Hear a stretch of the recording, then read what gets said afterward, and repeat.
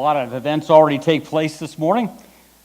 Eric, I hope you're going to be home okay at home today when you get home. So things are going to be all right. Okay, yeah, I don't know about that.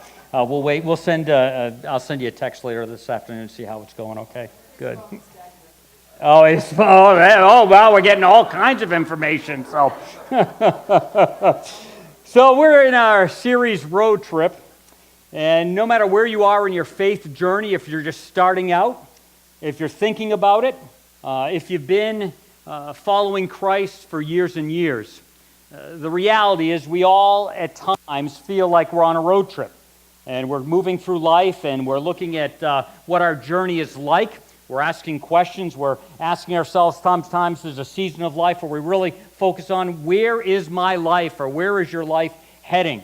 And sometimes others ask that question to us, and it's just kind of a theme that comes and has a little more focus or a little more weight from time to time.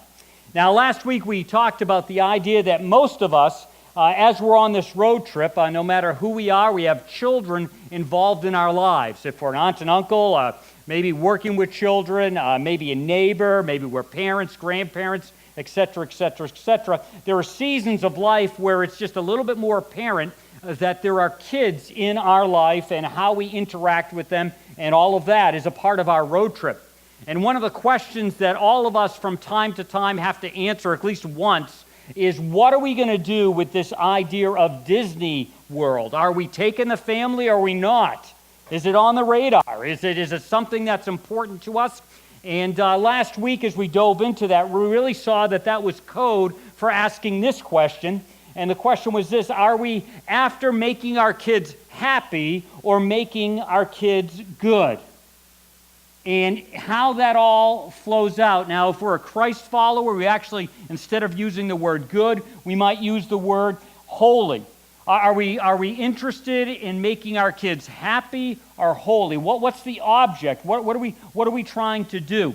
And we're not going to talk about all the details of holiness, but we talked about that last week.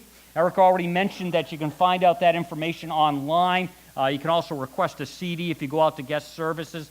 They have that there, so you can think about what that really means, the difference between goodness and holiness. But this question just kind of, in a sense, hangs out there. This idea of what are we going to do with our kids? Are we on our way to Disneyland? Are we more concerned about holiness, happiness, goodness, those kinds of things? And as we invest in our kids, it doesn't really matter who you are. Most of us really want our kids to step into goodness. Even if we don't have a faith base, we want our kids to be good kids, good citizens. And we may not articulate it that way, but we're hoping they're leaning in that direction rather than that. But all of us have faced times that have been weighty for some of us, maybe not as weighty for others, but we've all faced times where they don't. They, in a sense, step away from goodness. They step away from holiness. And when we have that kind of situation going on in our lives, it just really, really rips our hearts out. It breaks our hearts. And it's across the board, no matter who we are. When our kids, in a sense, step away from that, it just really tears us up. And here's a couple that it really bothered because their son stepped away from goodness.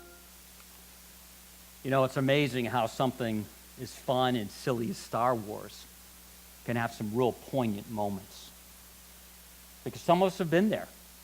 Some of us have had a child, a kid in our lives, whether they're our biological kid, that we've wanted to speak into their lives, and they've just taken steps away. In a sense, they've abandoned goodness, and it just rips at our heart. And even in a moment like this, we're watching that, and some of us, it's pretty raw. It's pretty raw. But the idea of Disneyland, the idea of holiness, happiness, goodness, still is a part of our heartbeat for that child, that individual in our life, no matter where they are. And it's interesting that even Princess Leia realized that Han Solo still had influence in his kid's life. You know, your uncle is a Jedi, and well, Luke's a Jedi. And Princess Leia says, no, but you're his father. And no matter where the kids that are significant to us in our lives go, we have to remember that as parents, as people that have an interest in that child's life, now an adult, wherever they may be, there still is some influence there. That influence may change. It may not have the same intensity, but you always have an influence in that child's life. They may seem to have stepped away, but you still have an influence. They may, in a sense, have gained everything in life. They may be very successful. They may be really having the world by the tail, if you will. But they've missed out on the important things. But you and I, as having an influence in their life, it still exists. It's still there. And it's important that we think it through, because if we don't think it through, if we don't think about the influence that we always have, we can accidentally, unintentionally, just waste it. Because we all still have it to some degree. Even if they've chosen the Disneyland route, even if they chose happiness over everything. I would like you to take a look at Mark chapter 8, verse 36, page 705, and that's in the Bible around you. If you don't happen to have your own personal copy of God's Word, feel free to take that as a gift from Seneca Community Church. Also, the YouVersion Bible is available online. It's a free app. That's a great thing to put on your electronic device. I'll also have the verses up on the screen. But Mark 8:36, in a sense, speaks to this idea of what happens when a person gains everything. And we think about what happens when my child, in a sense, life is going so well that it almost seems like they don't need a faith in their life, because they're making it, and they're making it well, and on some levels they even look like they're making it better than we are, and we have this faith. And Jesus articulates this. He talks about this. He says, what good is it for someone to gain the whole world yet forfeit their soul?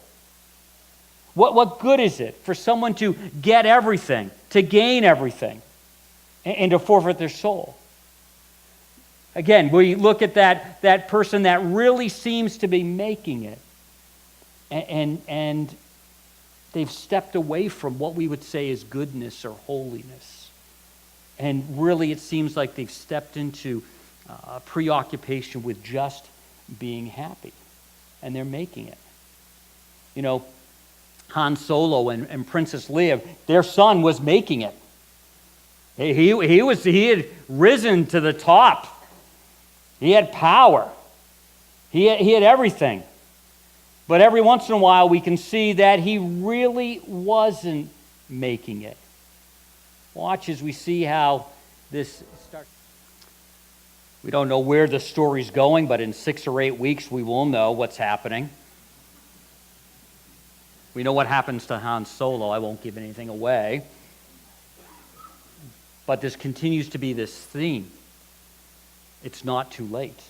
We still have some influence. And we need to make sure that we don't waste it. It's never too late to influence a kid, a child, an adult towards holiness, rather than just happiness, rather than just arriving. We still have that influence.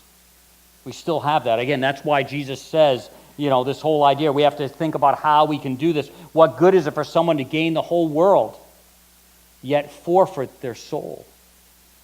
And last week, and again, you can look at it online, but last week we talked about the difference between a proverb and a promise, or a principle and a promise.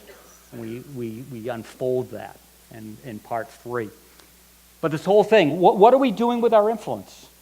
How do we? Are we really thinking through the difference of a Disneyland exit rather than a goodness exit or a holiness exit? Last week, again, we took a look at missed exits, and again, you can catch up with that.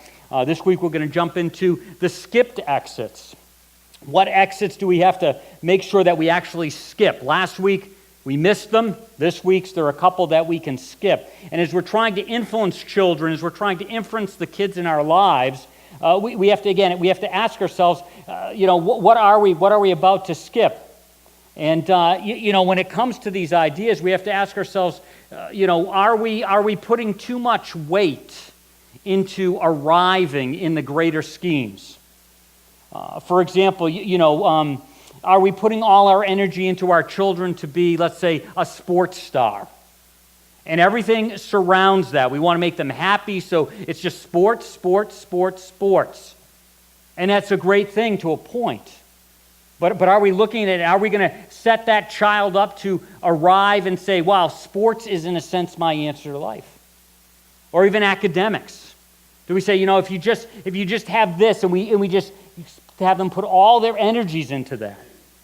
Valedictorian of their class, a hunter, a craftsman, a model, a performer, a student government star. We just organize their whole life around that idea because we're thinking, if they can just gain the world, but what we don't realize that there can be sometimes a downside to that. Do we look at them to this after-school job that creeps into anything related with faith community? And we just throw them into that, get that job, and we realize that we don't really stop to think that they're missing out on a component of life. We want them to achieve that. We want them to have good work ethic. And on one level, that's fantastic. An artist, a theological star, all these kinds of things. What are we doing with our kids? Because again, what Jesus says here is this idea of what good is it for someone to gain the whole world, yet forfeit their soul, yet don't have that connection with God. What good is that?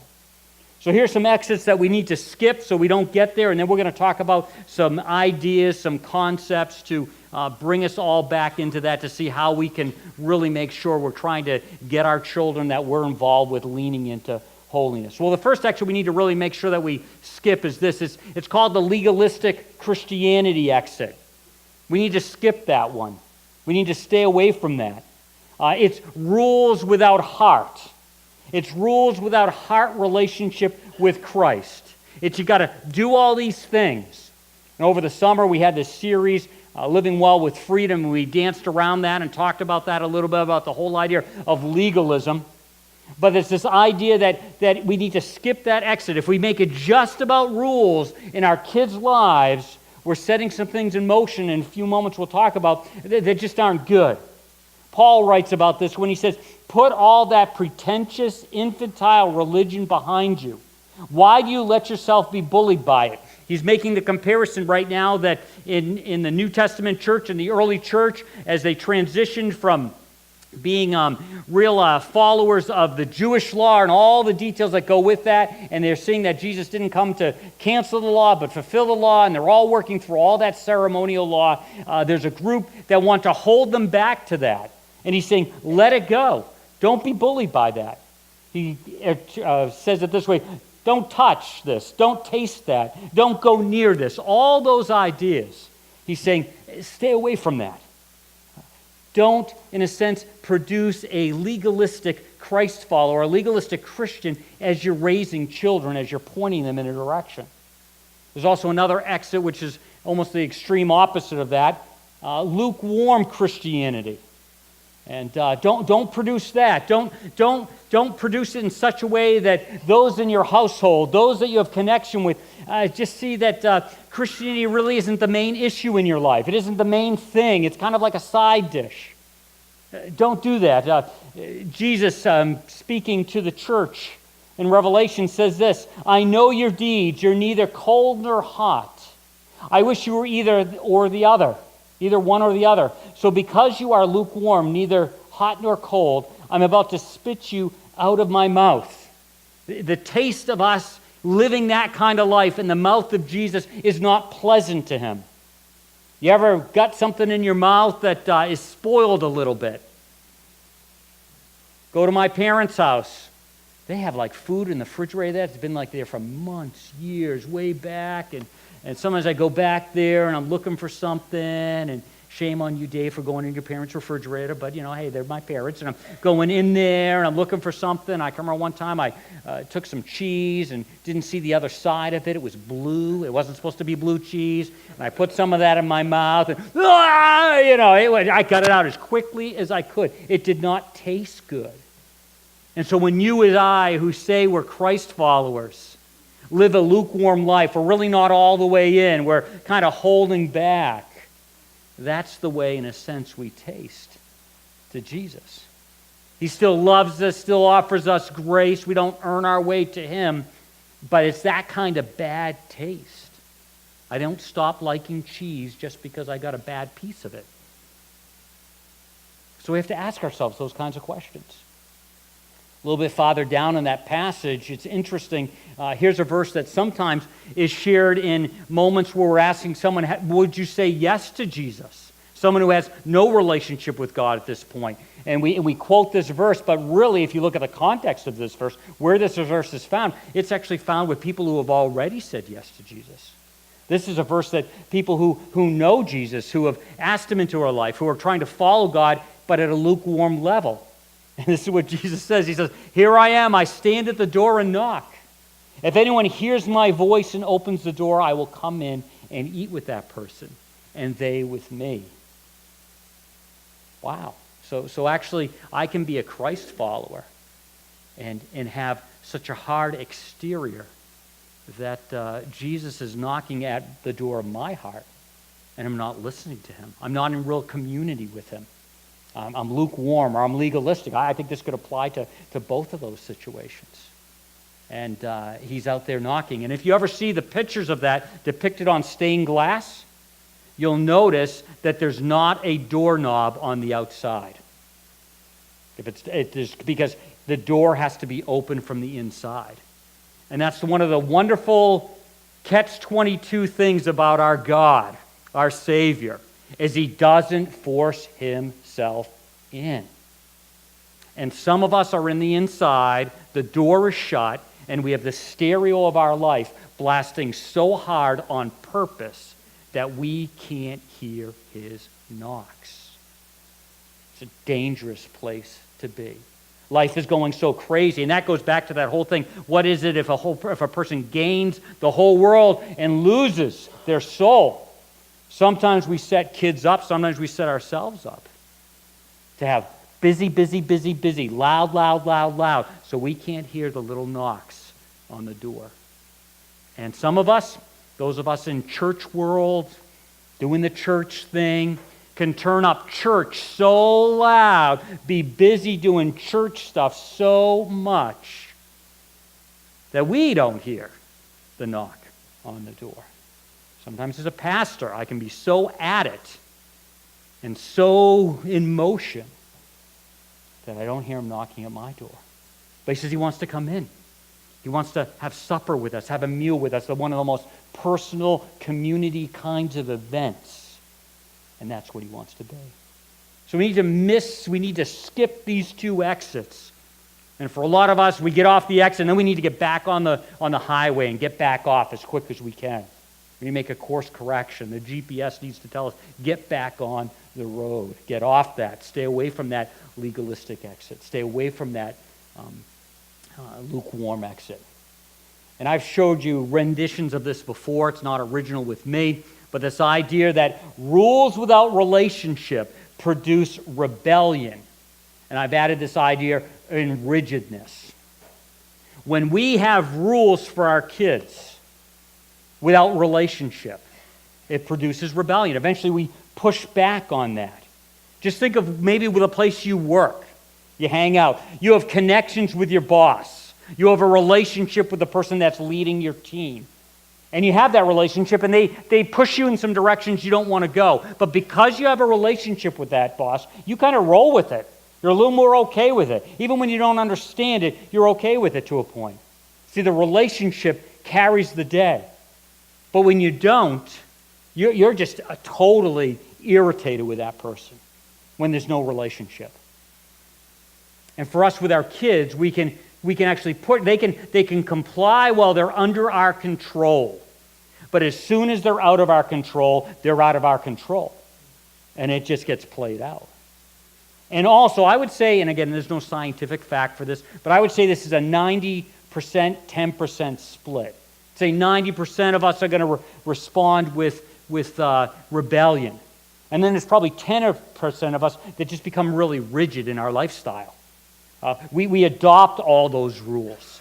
And some of it may be because deep in our heart we've been trying to gain approval. We try to get approval with people in our lives. So if we follow the rules, they'll like us, no matter how crazy the rules are. And so we kind of transfer that in our relationship with God. We say, man, if I just follow these rules, then God will like me just a little bit more. And then that's not true. You see, it's with relationship. And you see that with Jesus and his disciples. He had a strong relationship with them. And so as Jesus is teaching them a way of lifestyle, a way of thinking, they don't boil it down to rules. It's fluid in their relationship. And so even when Jesus gives them things that are hard to swallow and stretches them, they still roll with it because they love Jesus. They have a relationship with him. They don't hold back. So again, when we're thinking about happiness over holiness, we don't want to get confused that holiness is a bunch of rules. Or it's loosey-goosey, let them figure it out totally on their own. And we kind of function that way. Well, the exit to take is this. Take this exit and hang on. It's not easy. And you take this exit and hang on, you use the word influence. Last week, Rachel Almerding, our children's ministry coordinator and director, and Danny and Michelle, our student ministries leaders, were up here, and they kept using this word orange, and the idea that the church comes alongside the family, and we influence together. But if you remember those specific details, the family still has significantly more influence than the church.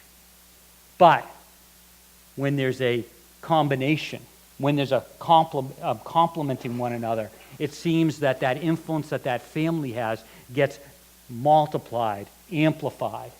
And so that's the beauty of this kind of thing. I think of the things that my parents taught me and then the individuals in my life that reinforce those things. Again, my parents had so much more influence, so much more input into my life. But it was a sense, the sweetness of those other people pulling in the same direction that my parents were in kind of put me over the edge in some areas, so I was ready to follow. This influence is something, again, we need to think about. Some components to go along with that. First is this. Values will be embraced and guardrails will be scraped. Values will be embraced and guardrails will be scraped. Let me unpack that a little bit for you. This verse speaks to that a little bit.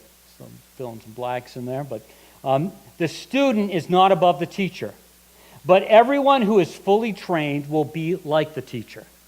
So we might even say the parent, the person investing in a student, in a child's life, the kid is not above the parent. But everyone who's fully trained will be like that parent, be like that investor. It's the idea that who you are, your values get rubbed off onto the children you work with, the other people. So sometimes we think, oh, wow, well, I'm distilling these values. But we have to realize that our values are picked up. But what's different is the guardrails, the boundaries in our life aren't picked up. It's not the same.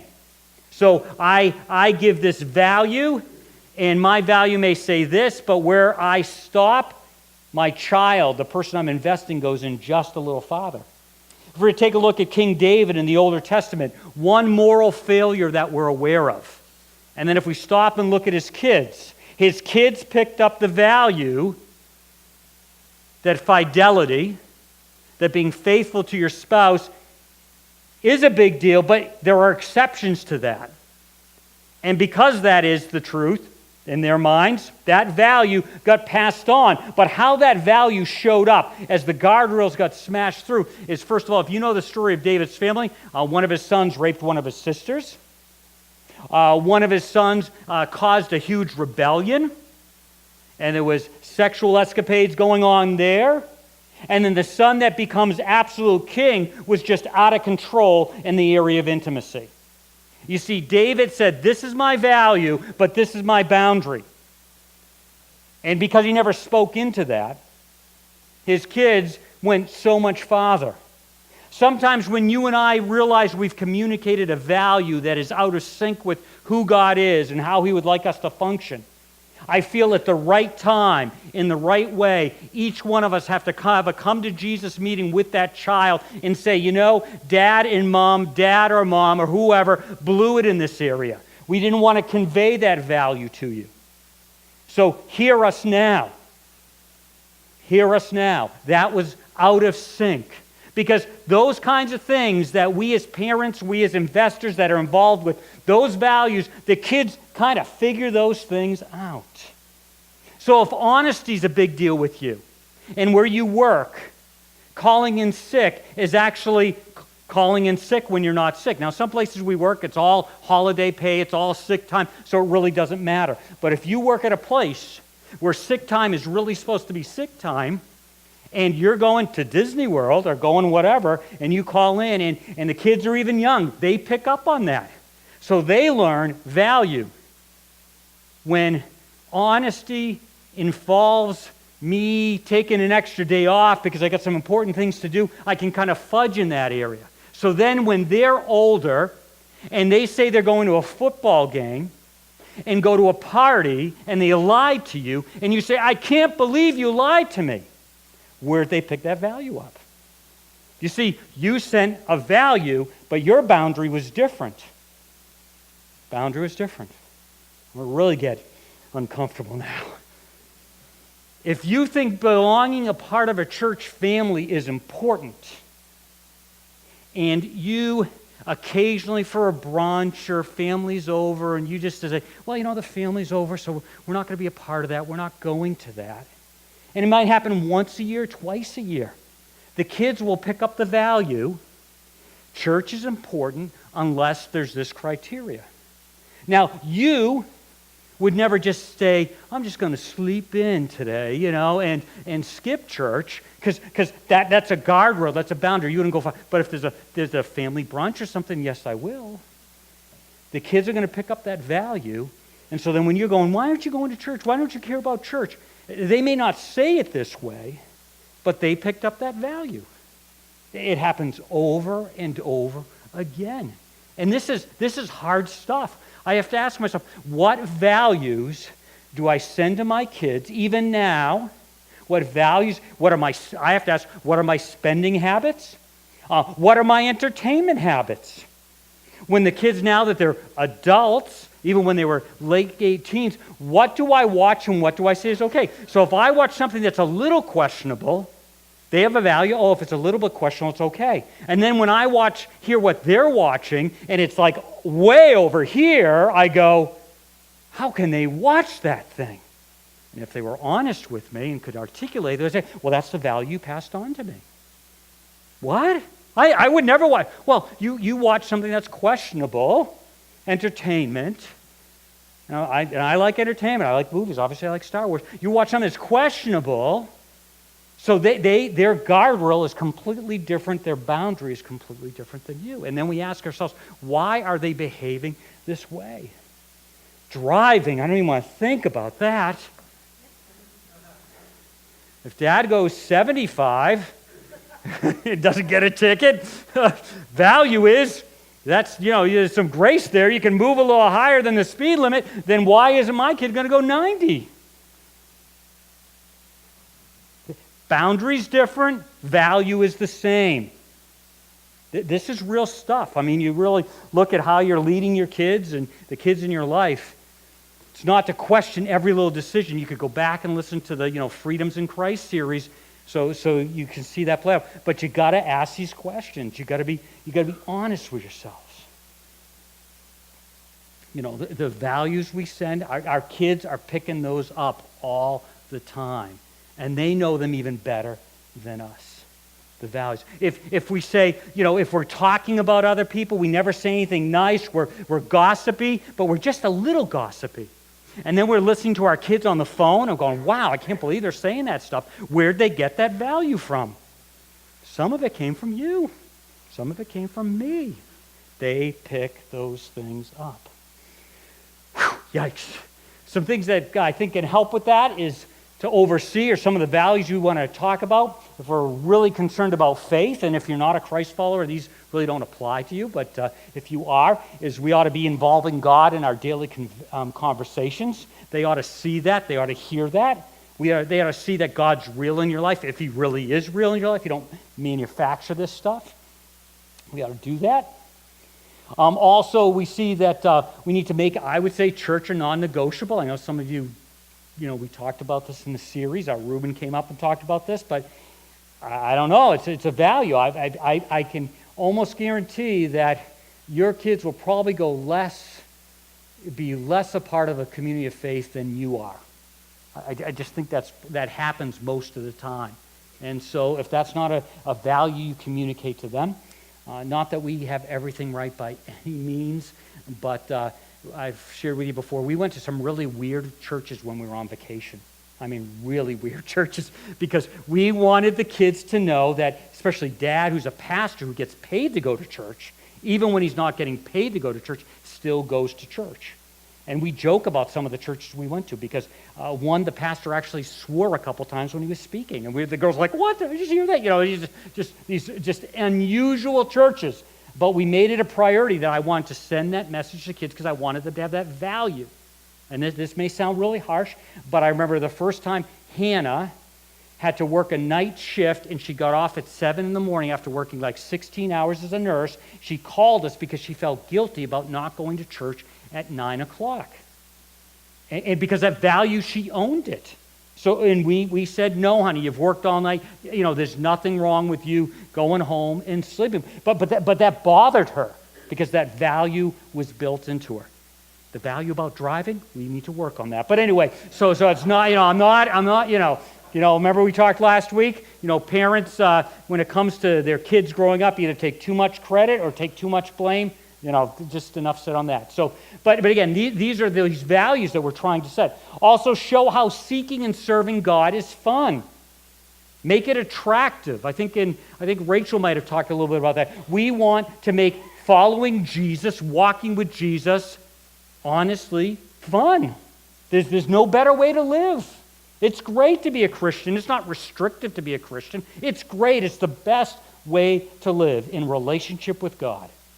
And so, we got to go to church today, or we got to go serve at this, or, I know I shouldn't do this because I'm a Christian. But, no, it's great.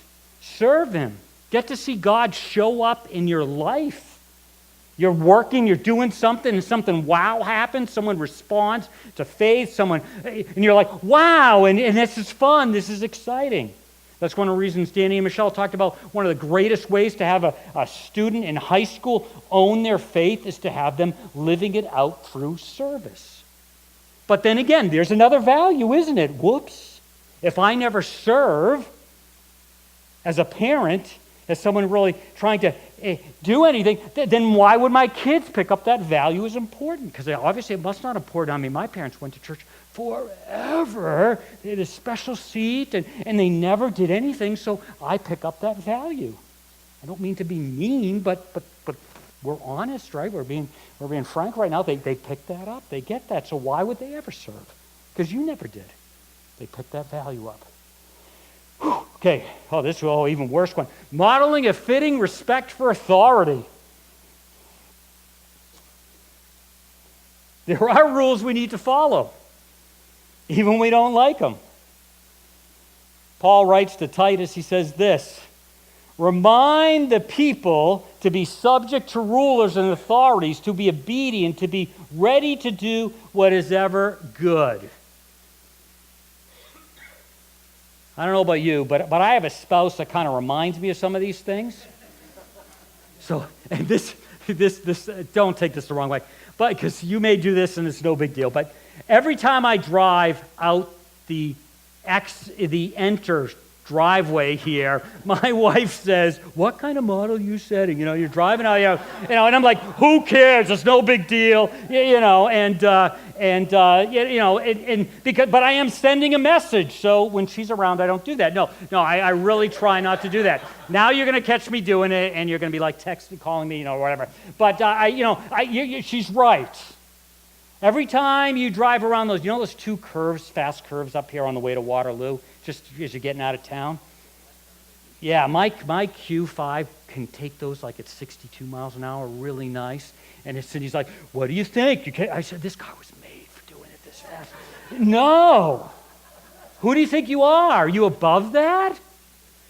What's going on? But our kids pick that up. Every time someone in authority says something that you don't like, are you mouthy about it? Because they will pick that up. And actually, someday they'll be that way to you. And then when you don't understand why they're that way, it's because you were that way. And let's be real. Scripture over and over and over again. It's not saying when something is wrong, when something is sinful, but a lot of these things are preferences. A lot of these things are preferences. So if the person God's put in charge as a leader, and there's verses we can look at, and it's not outside of those areas, then we need to follow with a smile. Hebrews speaks about this. Have confidence in your leaders and submit to their authority because they keep watch over you as those who must give an account. It's interesting. Your leaders, especially in church settings, have to give an account. And some of us take delight in it. Oh, they'll get it someday when they have to face Jesus. Well, someday you may get it too because of the way you responded to them. Do this so their work will be a joy, not a burden. For that would be of no benefit to you. You want to free your leaders up. Again, not that they're doing crazy things, not that they're doing sinful things. This isn't a permission to be sloppy and all this kind of stuff. But you want to be responsive to them. I like the way Eugene Peterson translates, be responsive to your pastoral leadership, or we could say your leaders. Listen to their counsel. They're alert to the conditions of your lives and work under the strict supervision of God. Contribute to the joy of their leadership, not its drudgery. Why would you want to make things harder for them? Enough said with that. Let's go to something more fun. Resist a Christ or a kid-centered marriage. If you want to be on the road, if you want to see your kids flourish, if you want to see them invest in holiness and goodness, if you want to take this exit, resist being a kid-centered marriage. It's so important how you respond. Are you in love with the person you married? Or are you just roommates? And what are you going to do about that? I ought to be in love. I'll tell you this happened, starting point. This Thursday night, I'm doing the lesson. Andy Stanley's on the video screen, and Andy Stanley's pretty captivating. But I looked over, and there's my wife. Wow, she just looked so good to me. And I'm kind of looking back and forth and kind of saying, and we have this way of signaling each other. Like nobody knows that I'm thinking of you and I love you. And I must have done that 4 or 5 times when Andy Stanley's up there talking, and nobody in that room knew that was going on. Because I'm captivated by my wife. Now, she has to work hard to be captivated by me. I said to her this week, I said, I love the way you love me. And that's the way marriage should be. So our kids should see that. I heard one guy talking about, he said he hoped he was never on a boat with his parents and they only had 2 life jackets and it was going down because the kids said we weren't sure we were going to get the life jacket. We thought mom and dad would get it because they were so in love with each other. Are you a kid-centered? And it's not that you don't invest in your kids' lives. It doesn't mean you don't do all these things. But they ought to know. They ought to know that's the center of your life. Now, there's some situations where the marriage is in a bad place. I'm not talking about those extremes. I'm talking about in regular living. Resist a kid-centered marriage. Lovely as an angel, beautiful as a rose. Don't ever quit taking delight in her body. Never take her love for granted. I don't have to explain that. You get that. Do you love your spouse? Do you love your spouse? And earlier I said, again, this doesn't mean you don't engage in the life of your kids. Jesus came to us. Theological word for that, incarnation. He came to us. So yes, we need to be involved with our kids. We need to, yes, a lot of energy is always going to be going there. But don't lose your first love. In theory, that's why you now have kids, because you loved your spouse. Don't lose that. Remember, time and time again, telling the girls when they would be wanting something and kind of trying to pit Cindy and I against each other a little bit, and like mom's being unreasonable or whatever, I go, listen to me. You cross your mom and you've crossed me. I love your mom more than I love you. I love you, but I love your mom more. I'm going to be with her when you're out the door. And even today, this doesn't mean, a couple weekends ago we did go see Mariah because we're empty nesters now. Today we're going up to see the girls for supper. We're taking them out to supper. That's even more expensive than having them in the house. But we're taking them out. So it doesn't mean you ignore your kids. But you certainly are engaged with your spouse. Also, very quickly, pick your battles carefully. Pick your battles carefully.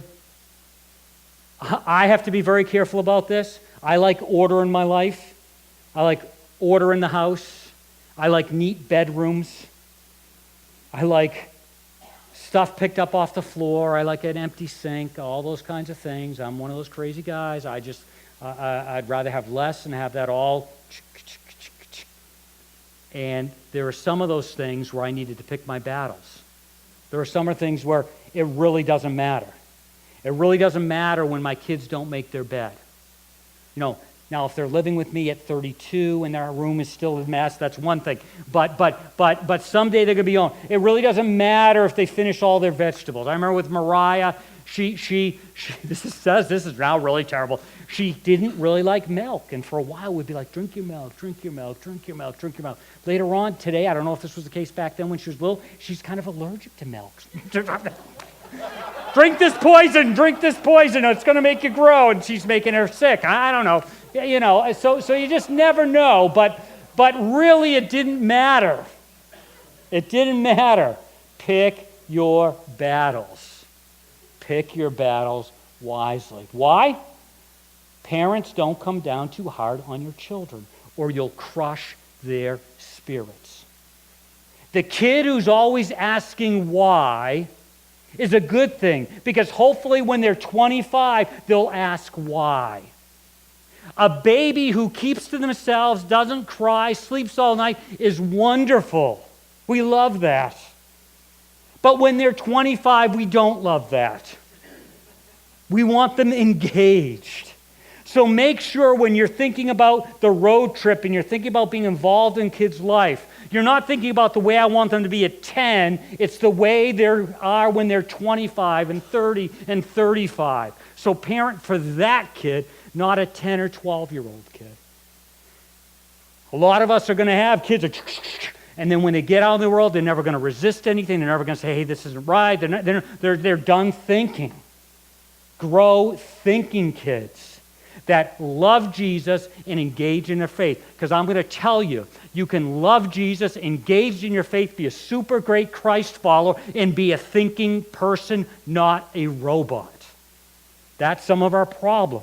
We're producing robots, not thinking people that can interact with the world they live in. And that's then we get what we get. So be careful about that. Be intentional. Think it through. Slow down enough. Because the reality is this: accidental Christian homes become accidents. Accidental Christian homes, unthinking, unaware, haphazard, whatever you want to call it, unintentional Christian homes become accidents. Would you pray with me?